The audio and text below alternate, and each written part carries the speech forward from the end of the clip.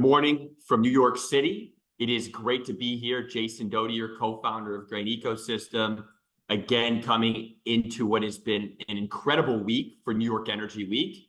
And it's been no surprise, New York City has rapidly accelerated into becoming the core climate innovation hub. Look no further than what happened last year at New York City Climate Week, just burgeoning with excitement, collaboration, and really dynamism with folks from all over the world looking to engage more aggressively to combat climate change and really tragedy of the commons with unique and dynamic solutions. I am very proud to be joined today by Dr. Stephen Hammer. He's been appointed the founding CEO of the New York Climate Exchange in November of 2023. Dr. Hammer brings over 30 years of expertise in global and local climate policy. Formerly, he was a senior policy advisor at the World Bank. Here he led initiatives in urban climate resilience and low carbon development, influencing international climate partnerships. And prior to that, he also taught at MIT and Columbia, where I've been fortunate to spend a lot of time speaking to the students and presenting on decarbonization technologies. And he's got an intense and advanced network. And I'll just say one last thing, as a proud New York City resident and someone who has a climate startup, I cannot wait, Dr. Hammer, to see what is going to come, in particular with the Climate Innovation Hub at the Brooklyn Army Terminal and some of the other work that is going to be taking place as the plan comes to light. So without further ado, I will turn the floor over to you. And I know our community is very excited to hear what you have to say about what's to come. Well, thank you, Jason. This is, look, great introduction. I think you've really captured both the energy and the vision that are trying to move New York to the forefront of this conversation globally, not just in terms of urban scale issues, but in terms of global solutions. And so I just couldn't be more pleased and honored to join you all today. You know, look, you've had a fantastic group of speakers so far this week, and I'm hoping I can do justice to what you've had so far. Most of the other speakers have been focused very much on markets and regulations, technological advances, financing challenges, and the like. I'm going to focus on what is going to be a fundamental issue related to this new climate exchange. And that's how we engage people, how we engage stakeholders and communities on energy and climate related topics. As you mentioned, I joined the Climate Exchange 7 months ago. For those of you who are listening, the exchange emerged from an effort by the city of New York to build on what already is here, but to create a new, bigger, more vibrant global hub for climate solutions, and leveraging education, research, workforce development, policy leadership, and public programming to advance climate action here in New York, but also at the national and global level. And all of this will take place on that island behind me, Governor's Island in the middle of New York Harbor. We're going to be constructing a campus there that, and again, it's really, for those of you who are unfamiliar, it's a kilometer away from Wall Street. You can see the Statue of Liberty if you walk to one side of the island. It is an amazing place that really puts you very vividly in terms of, we're in an urban context, but we are facing the challenges of climate change literally at our doorstep. And so having a center for climate solutions on an island in a city that was really badly damaged by Hurricane Sandy, I think we're really inspired on a daily basis to think hard about what do we have to do to change the conversation, to deliver compelling solutions, find the finance, et cetera. So let me walk through a bit of that. I mean, there are really two ideas that are fundamental to our approach at the exchange. And the first is the value of co-location. So we will have undergraduate and graduate courses on our campus, and this is going to be immediately adjacent to research laboratories focused on climate impacts. It'll be adjacent to climate tech incubation activities. It's not just happening at Brooklyn Army Terminal and the Navy Yard and elsewhere, but activities are also going to be located on Governor's Island itself. And all of this will be, again, literally right across the path to a world-class convening facility aimed at attracting both local and global dialogues on climate action, climate policy, climate finance, and the like. And we think that this is going to create tremendous synergies. So students will have immediate access to the latest breakthroughs in science and technology, and then they can walk over and listen to the policy discussions.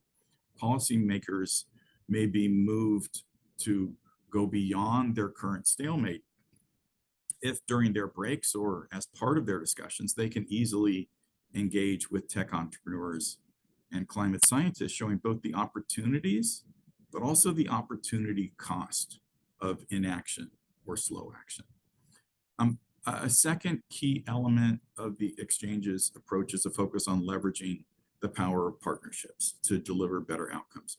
So we have, at the beginning, we already have 48 partners coming together to form the exchange, drawn from academia, industry, community organizations, all of whom are committed to deep collaboration to create and accelerate scalable climate solutions. And I'm not going to say that this kind of collaboration is going to be easy or smooth. In fact, I think the discomfort that may result from regularly bringing different perspectives together may actually be one of the greatest values of this partnership, because partners will test each other's assumptions, their willingness to think outside of their self-imposed box, as well as their notion of what constitutes success, both short and long term.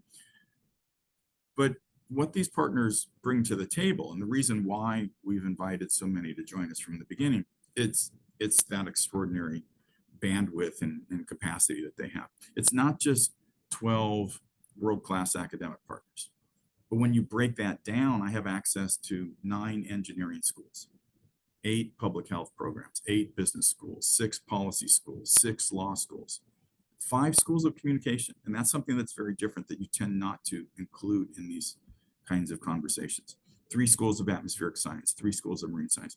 There's virtually no climate-related issue we cannot address via our deep bench. And then we loop in the 3 international corporations that operate, focused on strategic thinking, data, technology, and the ability to assess risk. This is an extraordinary complement to what our academic friends bring to the table. And then I've got my 33 community partners, ranging from chambers of commerce, labor unions, environmental justice, and workforce groups, museums. These folks keep us very grounded, and they ensure that problems are defined and solutions are crafted in a way that keeps the ultimate end user or beneficiary in mind. And, so that's an extraordinary asset base to start with. But then we're doing this in New York City, and we'll be able to draw on all that the city has to offer. So we will be able to leverage the United Nations, where world leaders, as you mentioned, are gathering on a regular basis. And Climate Week, which runs concurrently with the UN General Assembly meetings in September, as you say, thousands of experts seeking to share ideas and look for deal opportunities. We'll be able to bring some of that to Governor's Island, have it become a showcase where people can easily experience climate conversations, dialogue, innovations in a very different way. Our base on Governor's Island, as I said, it's just a kilometer across the harbor from Wall Street. And we're already building bridges with the main banks on Wall Street to look at new financing instruments that can be deployed on local challenges, but also global needs. And then you've got all the other assets that New York brings. It's a global media capital, it's an arts and culture capital, it's a fashion capital, and it's long been home to policy leadership by the city of New York, whose sustainability and climate planning efforts have broken ground for well over 20 years. So you mentioned Brooklyn Army Terminal and this push for new innovation hubs in Southwest Brooklyn. That's part of the city's new Green Economy Action Plan. There's also an environmental justice action plan that came out in April that really identifies the challenges, the specific neighborhoods, and what some of the solutions are that are needed to really, promote equity and justice. We've got the latest version of the city's climate strategy. This is the third mayor, starting with Mayor Bloomberg, who has been putting these climate strategies together. So kudos to the Adams administration for, building on the legacy that already exists and trying to push it even further. We've also got, this is a city that an extraordinary amount of work went into recovery but also preparation planning for, future storm surge, future, deep, heavy weather events following Hurricane Sandy. We've got Local 197, New York's landmark building decarbonization line. We've got 2 different green banks in New York State. And we've got thought leadership from Wall Street on how to integrate climate risk into investment decisions. So that also is part of the resource base that we can draw on and bring into these conversations, bring into the classroom discussions, make those introductions to the tech entrepreneurs. So bringing it all together in a place like New York is extraordinarily exciting. And, one of the real features that was very prominent in the city's mind when it began to promote the idea of a Center for Climate Solutions is not just to elevate the profile of this work and, but to promote knowledge exchange. New York is a leader on so many of these issues, but it can also learn from the experience of others. And we're already beginning to develop deeper relationships with different city networks, all of whom are interested in this type of knowledge exchange opportunity. Now, the campus won't be ready to go in a full-fledged way for several years, but we're not waiting for the campus to open to start our program. And so in the last few weeks, we have been launching different initiatives focused on climate and health. We have a conversation in an hour, starting the dialogue on what do we do about oceans and where should the exchange engage on that? Climate finance, batteries, climate tech incubation, and more. So that's just the current month that we're in. We're going to do launch even more initiatives in the fall. Most of these are starting with what we call ideas labs, which are aimed at bringing together a disparate set of stakeholders to discuss what's already happening around New York City and elsewhere, but where there are gaps. And in every case, the focus is on understanding how working together, the exchange partners add value to addressing climate challenges and opportunities. We're not going to try and do everything. What's really impressive as I meet our partners is how much they are doing, and that then gives us the freedom to decide where we want to go. What we've decided is we really want to build on the current momentum to create value that equals more than the sum of what these individual partners already are bringing to the table. And we want to focus on bigger, thornier challenges. Given our partner base, we can do this. As you go back to that list of kind of resources that we have access to, whether it's financial expertise, legal expertise, business expertise, scientific, technical expertise, engineering expertise, we can bring that together into a single room, a single conversation, so that we can really tackle those hardest issues. Now, I'd like to spend the balance of my time talking about a specific activity we're launching in a few weeks, one that really tries to, embody this vision.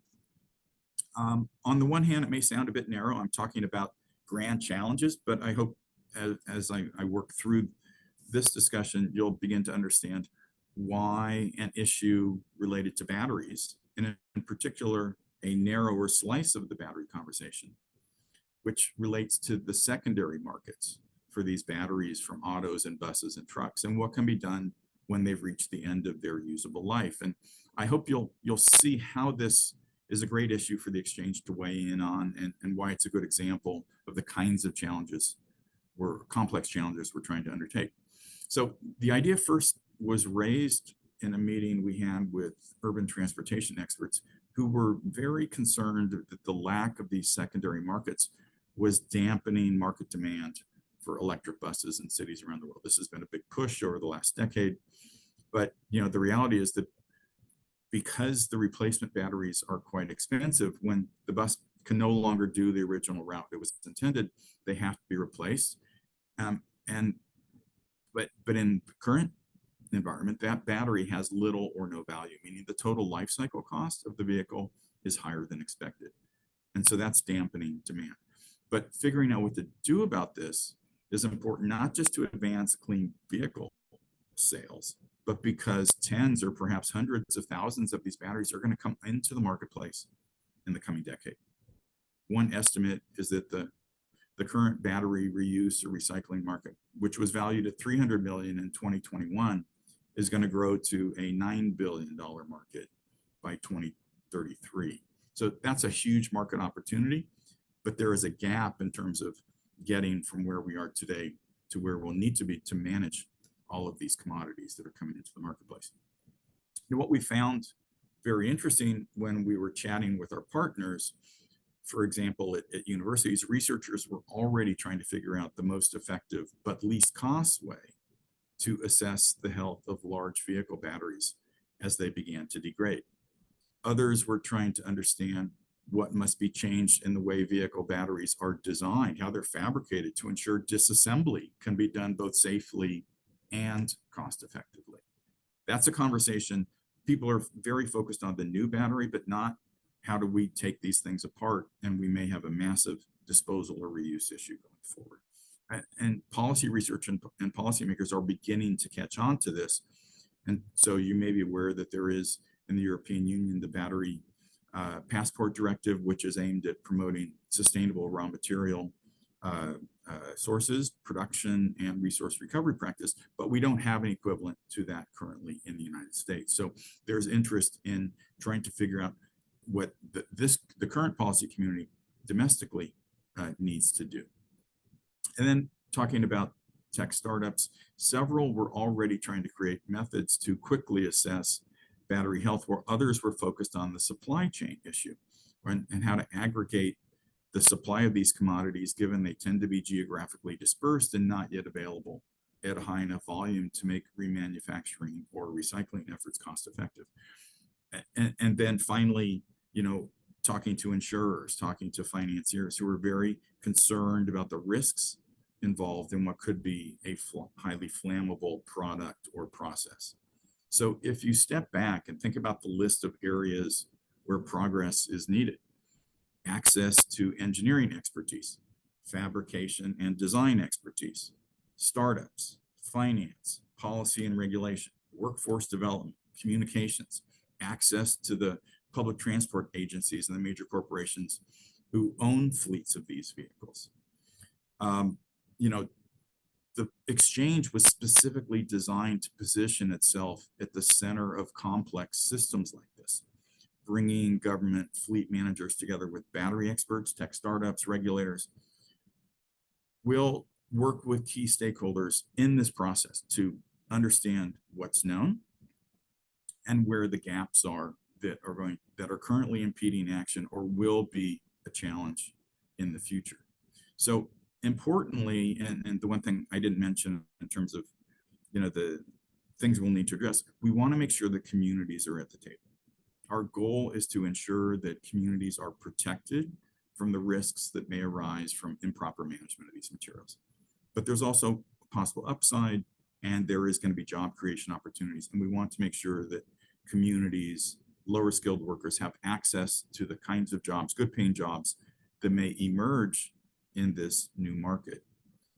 Now, we'll convene those meetings in New York City, on Governor's Island, elsewhere around the city, but also other locales where key stakeholders or other elements of the supply chain may already exist. And our goal, and again, I think this is what we're hoping to position ourselves as a facilitator, a convener on so many issues like this going forward. We want to be the steady presence in the room to ensure that there is progress, sustained engagement, to ensure that the right voices are in the room, and to raise flags when some types of concerns are going unaddressed. Now, as I said, this is but one example, one small example, but a very complex system challenge that we can engage on, and we hope to do more of in the future, because we have this unique composition of partners who add so much value on so many of the individual questions that must be resolved. We're not going to work on everything, but we think that these complex system scale challenges, where there's a need to move at a greater speed or scale, is going to be our sweet spot, and really fulfill what New York is great at, which is tackling the biggest challenges in the world and really driving forward progress. And I'm so excited that even though we're still in very early days and we're just getting going on some of our programming, the response we've had from the global policy community, local policymakers, our partners, they are fascinated by who we're already bringing to the table and our commitment to focus on difficult questions. And they see our location in New York as absolutely unique. Many have said that only a place like New York could do something like this, could tackle something like this, because the world already congregates here and we can capitalize on that opportunity. So let me stop here, take any questions you may have about what we're trying to do, our approach, and would love to engage with the audience about what other type of complex system scale challenges you think we might be particularly well positioned to focus our attention on going forward. So thank you, Jason. Really appreciate the opportunity to join you. No, and Dr. Hammer, so much to unpack. It's funny, when you said that last line, I heard this at a Manhattan Chamber event a few months ago. Frank Sinatra's famous song is, "If I can make it there, I'll make it anywhere." But if you can make it here, why would you want to make it anywhere else, is what I like to say, because it's a remarkable place to be. And you don't have to look back too far to see even the West End Ave Riverside Park area. I mean, if you think about that transformation from an industrial wasteland to a vibrant park, it showcases the environmental stewardship and the art of the possible. As I listen to you, I think about human magic and the value that co-location can bring in an unbridled capacity.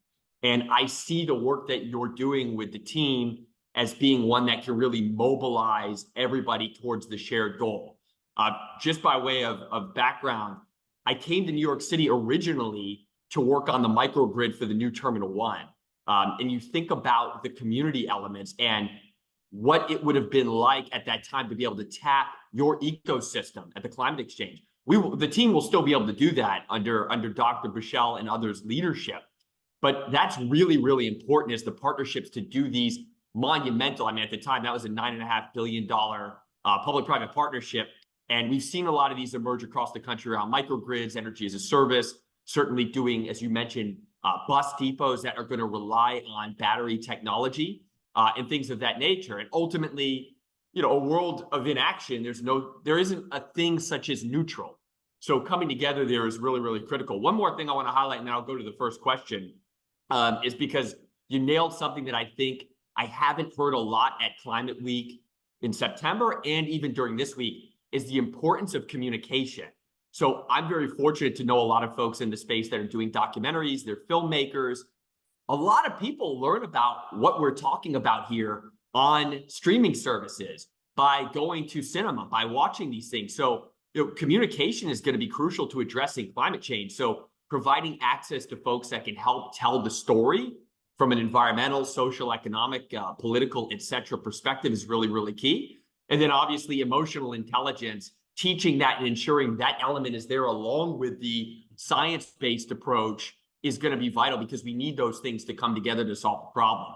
Now, I have two quick questions from the audience that I think would be helpful to hear from you. The first one is, obviously, we know about Superstorm Sandy, some of the flooding that's happened.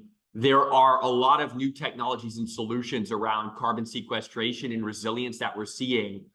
Any advice or any things that, as you pull this together, whether it be related to coastal resilience, obviously the role that mangroves and things can play as a natural barrier and absorption of stormwater and sequestration, or other nature-based solutions, anything exciting you can share from the community today that ties to how those natural solutions can help the resilience, and what call to action you would have for companies that have technologies and hard tech that can help there to not only be tested in New York City, but obviously roll out to other places around the world. And then I'll have one more quick question and we can wrap up. Yeah, I'll try and keep this short. First off, thank you. I think you kind of nailed so many different issues. On the stormwater management, coastal resilience issue. These are issues that are not just a New York problem. Cities around the world are grappling with this. You're beginning to see a lot of landscape design efforts that are really, let's just call it the softer strategies, trying to create sponge city ideas, trying to ensure that there are more permeable surfaces, reducing the amount of runoff. The city talks about the size of the pipes that exist and their capacity right now. And we're already beginning to, on a much more consistent basis, exceed the capacity of the hard infrastructure under our feet. And so we need to figure out, how do we slow that flow of water into the system? And that's what's going to keep it out of the subways and keep it off our streets and avoid street flooding. But, sometimes, yes, I would say there are the hard tech solutions, but partly we need to win hearts and minds that property owners, homeowners need to think about what can they do literally in their yard. We have paved over front yards so people have off-street parking. You can still have off-street parking, but we can reduce the runoff again by creating more permeable surfaces. Some of the things we have to do is those easier solutions. But to me, if I want to get into the technical solutions, I want to talk about fintech, because we need to figure out how to help homeowners, property owners pay for this stuff in an environment where interest rates are high, in an environment where they may not have access through their local bank. We need to make it easy for people to access the resources to make some of these changes. This is also going to affect Local 197 and building decarbonization. So part of what we're excited about are the relationships we're going to be able to build with Wall Street institutions to talk about the financial innovations that are actually going to drive that money to the ground where the changes are going to be needed. That's a really keen insight. A lot of folks miss to be able to do these projects. You need certain insurance pieces in place to de-risk the project and drive the capital. Exactly. And I think it sounds like tragedy of the commons is something we both, it keeps us both up at night to be able to scale. And I guess to close out really fast, we have a lot of students on this call, both across New York State and around the country and world. Any other advice as you're scaling up? Networking is critical. Getting out there virtually and in person is key. I guess from a local lens, outside of Climate Week, are there any things people can be engaging with your group in the next couple of months, and any other things that you personally that excite you, that you look towards and you engage in yourself, that keeps you up to speed and on task with what's happening with the key trends? Well, I'm excited how many young people are really gravitating to this. The amount of interest in people joining our team has been massive, and I love that fact. It's really reflective of the interests of young people. Our programming is just getting moving. We're actually starting some programming targeting financial professionals. That'll be starting this summer. That'll grow in size and scale in the coming months. We don't really have capacity yet to do a lot of that programming. We're opening up temporary convenience space on Governor's Island in mid-September, just in time for Climate Week. Once we have that, we're going to be able to do a lot more systematic programming. But this is where we also benefit a lot from our partners who have the classroom space, who have the meeting space at NYU, at Pace, at Pratt, at CUNY. We draw inspiration from what they're already doing. But again, we're going to both help elevate what they're doing so more people are aware of it, but we also want to build on that. And hearing from the community, hearing from young people, what is it that you need? What are the kinds of programs, kinds of resources you would like access to? If I knew that, I can be really demand responsive and try and give that to you, in short order. So, please share information, reach out to us at the Exchange. We want to hear from you. We want to know how we can serve you, how we can serve New York. Hey, creativity is contagious, and you are certainly passing it on with what you're doing and the group you've brought together. Dr. Hammer, I personally can't thank you enough, and I will echo those sentiments. Every university I've spoken at, whether it's been Cornell or NYU, the room has been packed, and what these students are doing is remarkable, and I can't wait to meet many of them and others as you continue to break ground and build this into the reality and the capacity we all know it has the capability to do. And just Thrilled to have had you here. It's a great way to round out what's been a fantastic and insightful and eye-opening week. And I look forward to seeing you in person very soon. Have a wonderful rest of the day and weekend ahead. Thank you, Jason. Really appreciate the time. Thank you, everybody. Okay. It's a pleasure.